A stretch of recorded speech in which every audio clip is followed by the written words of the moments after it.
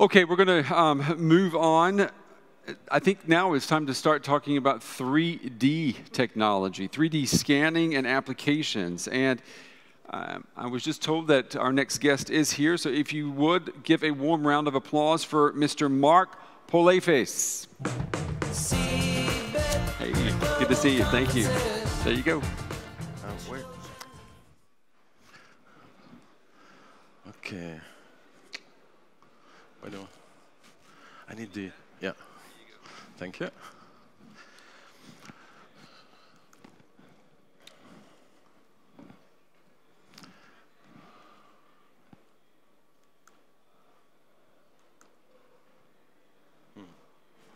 Okay, so I hope we'll have the slides soon.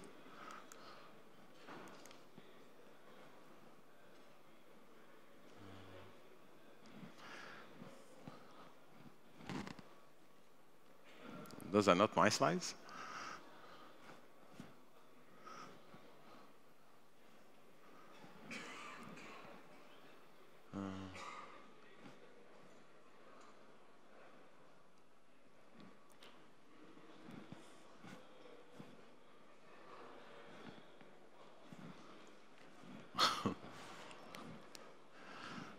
Okay, so I hope they can take care of this soon. So let me already tell you a little bit what I'll talk about today.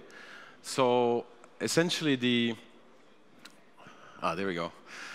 So I'll tell you about this upcoming technology of 3D scanning that will become really ubiquitous. And beyond 3D scanning, devices that can localize themselves, that can sense the environment, that can allow both people to scan their environment, get their environment from the real world into the digital world, then also link back the digital world into the real world, and also enable devices, robots, vehicles to drive around by themselves in our environment. So 3D scanning long ago looked like this.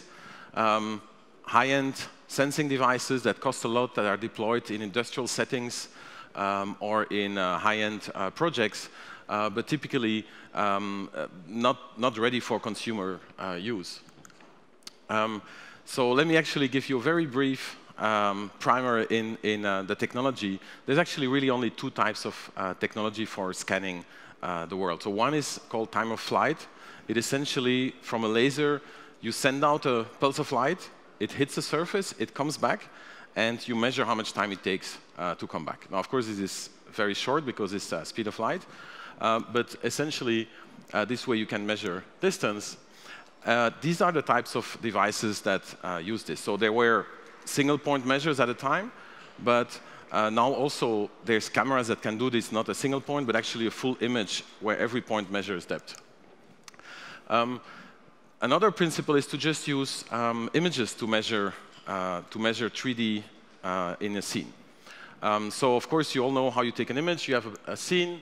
The camera will simplify to a point, and then an image plane, which of course in a real camera is in the back, but he will put it in the front for simplicity. You connect the 3D point to the camera projection center, and wherever it intersects the image plane, that's where the image point is. So that's how the image is formed. If you want to invert that process, you want from a pixel to figure out where the point is in 3D. The problem is you only know where it is along a line from a single image. But if you bring in a second image, then actually by triangulation, if you have the corresponding point, you can draw back those two lines and essentially find through triangulation the original point. For this, you need to find correspondences. Notice also that if you know how the cameras are with respect to each other, you can project the line from one pixel into the other image, and you only have to look for correspondences along that line.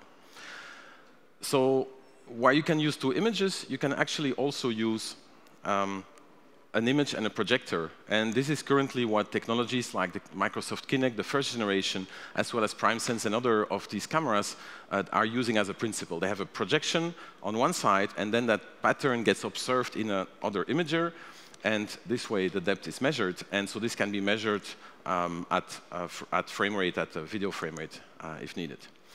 So let me show you a few examples of what we've been working on actually started working on last 20 years ago about, on how you can, from images, extract three-dimensional information. So here, just taking a few pictures of a scene. This scene can essentially be step by step. We can recover automatically all the information. First, finding a few correspondences between images, relating the images to each other, and then step by step building up how all the cameras, all the pictures were taken, revisit the images, and actually calculate, as you see on the bottom there, per pixel depth information, extract that from the scene. So this process can also be deployed on much larger scenes. So here, for example, this is street view type imagery, like Google Street View. You drive through the streets. You can very quickly capture lots of imagery and stream that and process that in real time to obtain three-dimensional models from street height models, which could then be merged with aerial maps also. What was key in achieving this at these real-time rates was actually to leverage gaming technology, the graphics processors that have been developed for, essentially thanks to a lot of gamers investing money into wanting better and better graphics engines. This has allowed us to do a lot of processing very fast by leveraging that. And actually, we'll see this coming back as a team in this area. So here's actually a bit of an extreme example. What we did here was to download from the web all the images that we could find from Rome. So we went to Flickr, we typed in Rome, and we got 3 million images back. At the time, there were 3 million images that had as a keyword Rome. Then, starting from those images, we started very quickly looking for images that looked similar, and we clustered those images in groups, as you see here on the screen.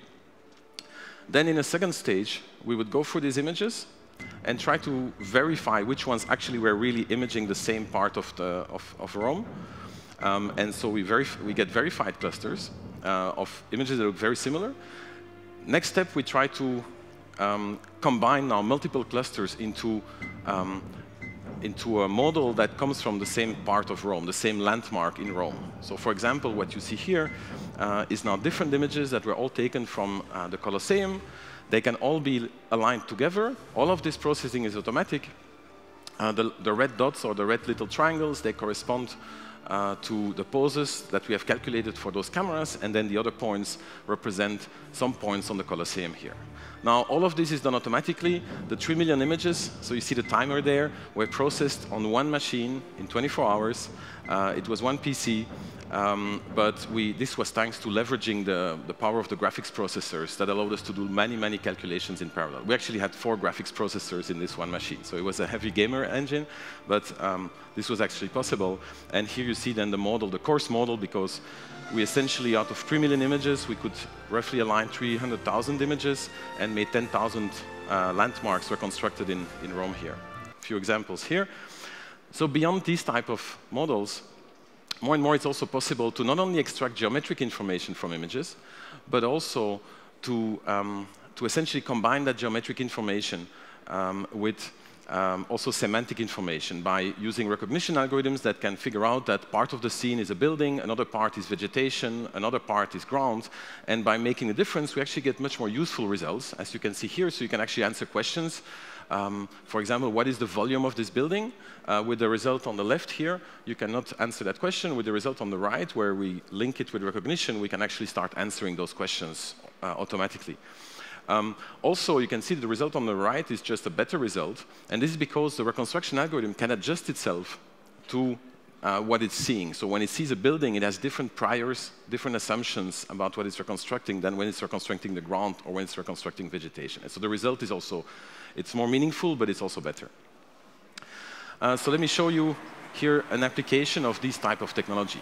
So we're working together with Volkswagen in a European project, VCharge, and so we're using very small cameras. So contrary to projects that use big laser scanners on top of the car and that you won't see anytime soon really driving around on your own car. So here, this is the car on the left here. It has small cameras built in the front logo, in the back Volkswagen logo, and in the 2 rear view mirrors. Those are panoramic, those are wide field of view cameras. From that, we can both recover exactly where the vehicle is moving, not only outdoors where GPS could help, but also indoors in a parking garage. We can exactly localize ourselves by looking all around and using the same sense that we are using to localize ourselves. But also extract geometry, as you can see on the bottom left here, and then on the bottom right, you can see how this can actually all be merged into an obstacle map of the environment, which allows us to navigate the world as well as find parking spots, for example. Okay. So while these type of technologies were being developed, in particular, in our case, looking at images, something that was very interesting was, again, gamers and companies developing games pushed the technology forward a lot. So there were these active scanners that were projecting and doing things, but this was all very expensive. Very few people had those scanners. Suddenly, in this case, Microsoft decided to make a gaming engine, the Kinect, that would essentially scan people and allow people to be tracked in front of their TV to play a game. So they actually worked a lot on the tracking technology for people, but while they were doing that, at the same time what they did was give in the hands of everyone a 3D scanner that scans at 30 frames per second, essentially for 150 euros or so.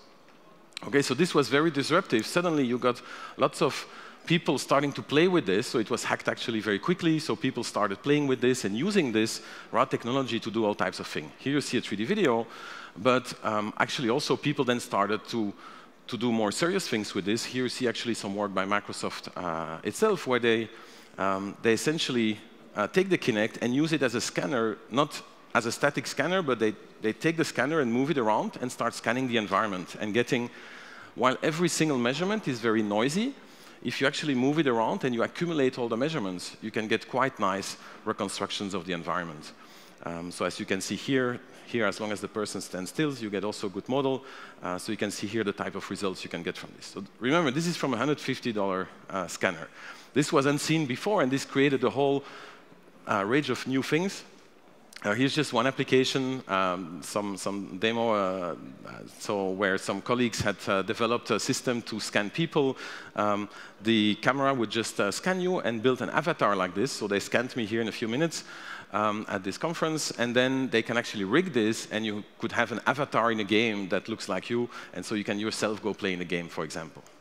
But also, given this technology, that had been brought down in price tremendously and was now accessible for a few, to build in devices for a few tens of dollars or so.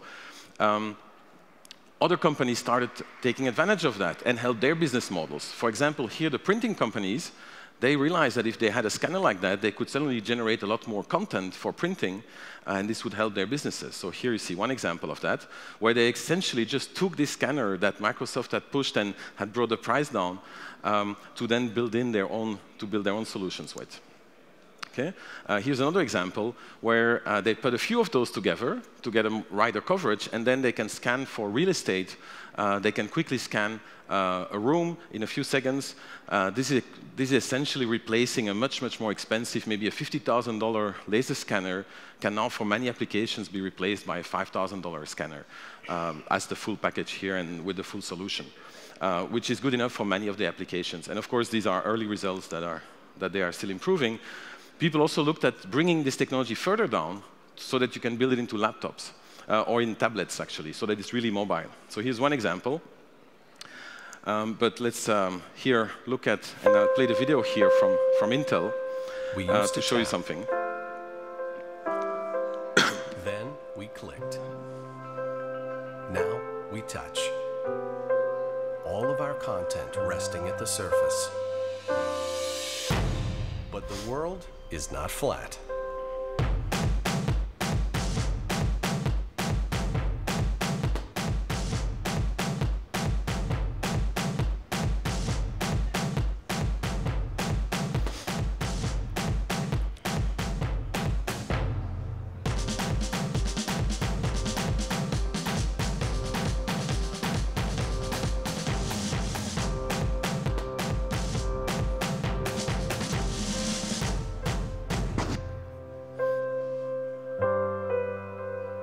We're in here, so you can do more out there. Intel's 3D sensing technology, your world in all dimensions. So this is coming essentially in formats that only cost a watt of power, that are really very small and integrated. And so this this is going to be in tablets near you very soon, in a sense. So this technology is really going to be quite pervasive quite soon. Here's another project. This is now Google Tango. And so this is actually a project we participate in. My name is John Ely. I am a technical program lead at Google ATAP. Project Tango is a journey that we've embarked upon over the past 18 months with universities, research labs, and industrial partners to build upon the last decade of research in computer vision and robotics, concentrating that technology into a very unique mobile device. When you're outdoors, you can use your cell phone and you can use GPS and find where you are and where you want to go. When you enter, the moment that you enter a building, GPS is not available anymore. So we need to create other ways for being able to find where we are. Project Tango is producing a solution to the visual navigation problem for how devices can stay localized in 3D space. I did the research initially that developed the 3D vision algorithms that the rovers use to drive safely on Mars. And I worked on that as a grad student in the 80s, and then I came to JPL. And then it turned out that Tango is similar in that you've got this device in your hand. You need to know where it is. One of the best ways to do that is to use the camera in the device to track features in the room. The problems we encounter in that research are the same problems we're struggling with now in our autonomous driving project and in the Project Tango, which is how to re-recognize places that you've been before, even though the environment has changed. We have runs throughout the DC area where Project Tango is recording all of the visual and also inertial odometry information from the vehicle, and then we use that to experiment on localization algorithms.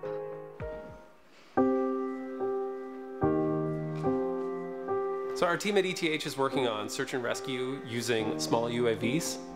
When first responders arrive at the scene, they often want to get a map of the environment because buildings are destroyed and previous maps are not valid anymore. So my team is contributing a number of different algorithms to Project Tango. In particular, we're looking at making it possible. So actually, let me show you that here. So we're essentially changing the algorithm so that currently they use these active cameras, so similar to Kinect and other devices that actively project energy in the scene. But this typically doesn't work outdoors because these devices, portable devices, don't have enough power to overpower the sunlight. But here we can actually leverage the sunlight and directly use the normal images that you see captured in the fisheye image at the bottom and transform that into also depth measurements just as you move around with those tablets, and so make those tablets a lot more versatile. But of course, if you look at today's mobile phones, so just a device like this here, standard mobile phone, they already have a lot of power built in. They have high-resolution digital cameras. They have a computer. They're essentially a computing platform. They have a CPU, but also a GPU. There's a DSP in there. There's other computing blocks. There's also additional sensors like accelerometers and gyroscopes and so on that really help also with some of these tasks. And of course, there's plenty of storage also. So people have offered some services where you can take pictures and then upload them to the cloud and get models that way, also including Autodesk 123D Catch that some of you might have experienced. But the problem is that you don't really see, 3D scanning aims to capture the geometry of the 3D world. However, most existing solutions require a complicated setup, are often hard to use, and might not always work outdoors. The idea behind this app is to turn smartphones into interactive 3D scanners. Instead of taking a normal photograph, a user simply moves the phone around the object of interest, and after a few motions, a 3D model appears on the screen. As the user keeps moving, additional images are recorded automatically and used to extend the 3D model. As all calculations are performed directly on the phone, the user gets immediate feedback and can select additional viewpoints to cover missing parts. This is an important advantage compared to solutions that batch process all the images on a server at a later time. The app also makes it possible to visualize the state of the 3D scan from different viewing angles, allowing the user to cover all the areas of the object he is interested in. Having a solution on a mobile phone enables the acquisition of 3D scans on the fly, anywhere.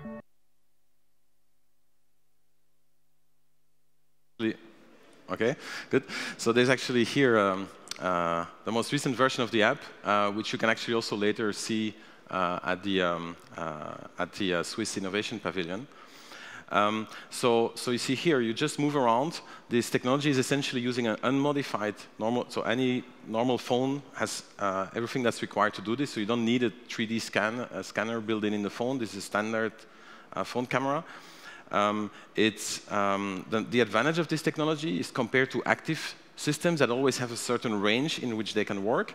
This technology is essentially completely independent of range. So you can use it on an object of this size, but you can also use it on a tiny object, at least if your camera has a macro mode, so that you can take images of a small object. Or you can use it moving around the building, and it works exactly the same. You will get the same results, always up to a scale factor. Okay? So here's also some other examples of capturing, for example, in a museum here. You can just, with your phone, capture a statue, study it at home later. Also, while the initial capture on the phone is done on medium resolution images, we can store all the full high-res images, and this allows us to do then a post-processing and get much higher accuracy, rivaling laser scanners or other high-end scanning technologies just with a mobile phone. Here's another application, of course, 3D scanning.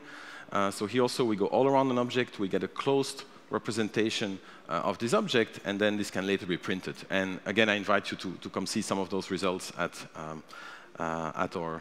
this Swiss Lab. So here's another application. You can actually also use the front camera and essentially just look with the front camera at yourself and very quickly get a 3D selfie, which can be nice in itself to make a little printout or to do things like this.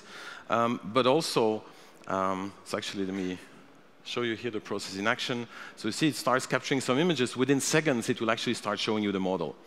So you see here the model is building up, and so within a few seconds you have a model. This is a 3D model of your face. So it can be used for printing, but it can actually also be used for other applications. So we're working together with a startup that is using this for doing a 3D biometric verification of identity. So it's guaranteeing that you are the person in front of your phone, so you have a two-factor authentication with high quality compared to just 2D facial recognition. So because here it's really 3D measurements. Another application here of scanning objects, one place in the world. So here we went to IKEA and scanned some particular furniture here. You could do this in an antiquary or somewhere else. So you scan some object in one place, and then you use the same camera tracking technology. Here, this is actually a project of Metaio that Metaio did with IKEA, where they use the catalog as a reference object, and they track essentially points in the scene and allow you to virtually take a virtual object or an object that has been scanned somewhere else, and then place it in your world inside the tablet. You can visualize it, how it would look if you had that object home. And so you can pre-visualize how things are done. Of course, you can imagine many other applications with this. And maybe one of the things in the future is to not only have this on a tablet, but really build this into your glasses. One example is the recently announced Microsoft HoloLens project, where essentially you will have this built in. But there's actually many projects going on.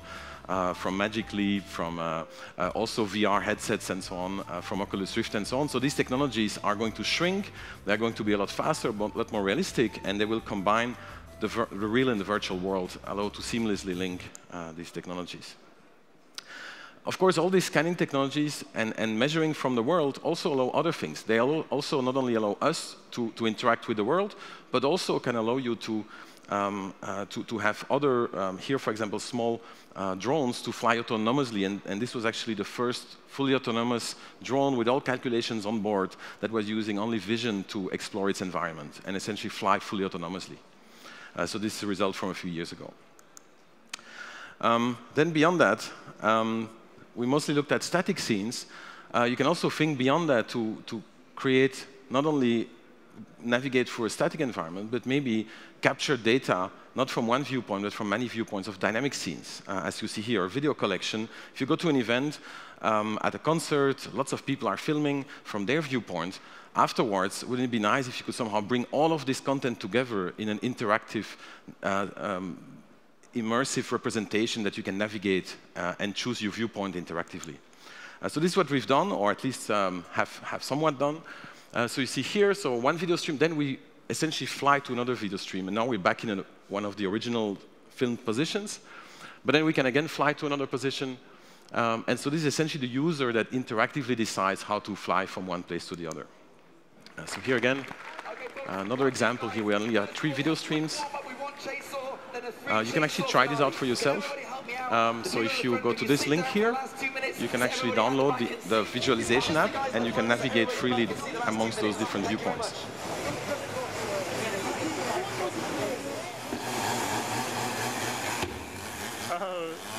he's about to cut an apple. So under the hood, this uses lots of technology of scanning the background, figuring out the pose of the camera at every point in time for every frame, because these are handheld cameras. But then afterwards, you can do interactively the rendering of these things. Okay, so let me actually come to the conclusion. So essentially, 3D scanning, I hope I've convinced you that 3D scanning capabilities will become ubiquitous very soon. So we can already do it now on your normal mobile phone, but very soon, many devices will have built-in 3D scanners, will allow you to navigate. They will allow devices to navigate automatically. There will be continuous full 6-degree of freedom localization. Currently, you mostly have 3D localization. So you know where you are, but you don't know how your device is oriented. And you only know that actually when you're outdoors in GPS range. Okay, so inside a city, often it doesn't work. Very soon, this will be everywhere. You will be able to localize yourself. You will know exactly where you're looking. The advantage of that is that you can actually link the real world with digital content that will augment the real world, and accurately within the position and so. So these are things that are all coming. There will be games, and again, games will help for this, because there will be a big push for the technology, and then this will essentially then become pervasive in many other applications afterwards. In navigation, both for people, but also for devices, for robots that will navigate the world, cars that will navigate autonomously, and of course also for augmented reality, for linking real and virtual content. And so in general, this will enable a tighter interaction between the physical and the digital world. And so for those of you interested, you can see some of this live at our stand and get some demos.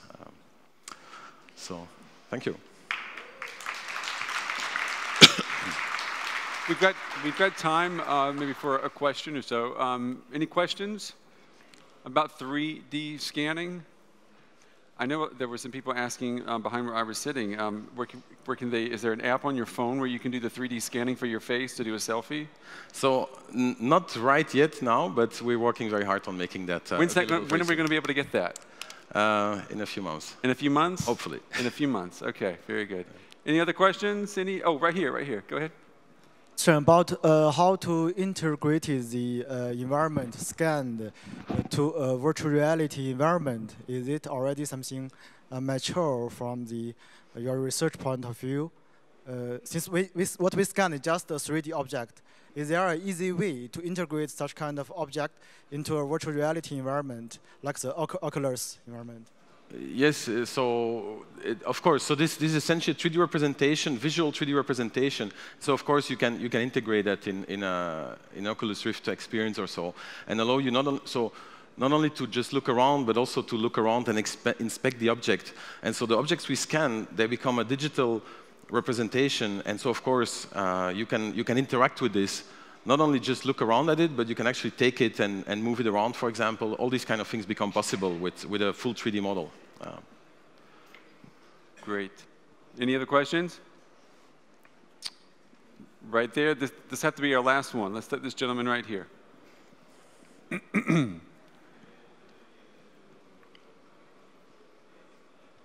Thank you very much. First of all, I wanted to thank for the topic. I think it's very interesting. What I was wondering for the software developers and the young people who want to start some startup companies, what will it have for an effect on us? Sorry, can you repeat the last part? What will this technology have for an effect on us, for the young people that will well, so what the technology will do is really this link between it will enable augmented reality applications. It will enable this capturing real objects and bring them in a digital world and then displaying them back in the real world. So all these things will become essentially available as technology blocks. And so people will be able to build apps that just somehow take this for granted and build services on top of that. So this will have quite some impact there in enabling much more direct, much more natural, intuitive interaction between digital and real information. Okay, Marc, thank you very much. Let's give him a round of applause, everybody. Thank you, Marc. Thank you.